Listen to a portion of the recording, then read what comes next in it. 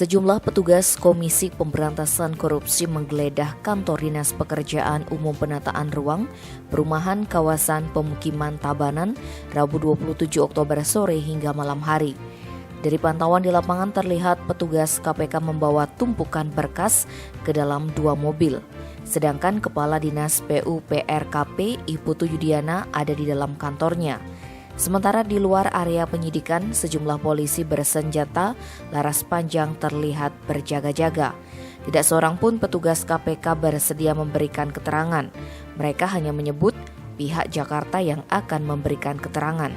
Selain Dinas PUPRKP, petugas KPK juga sempat datang ke Sekretariat DPRD Tabanan. Bahkan sehari sebelumnya, Selasa 26 Oktober, mereka juga melakukan penggeledahan di Badan Keuangan Daerah Tabanan. Informasi sementara dari sumber terpercaya, penggeledahan tersebut berkaitan dengan kasus dana insentif daerah yang sempat mencuat beberapa tahun lalu. Tim Bali Express melaporkan.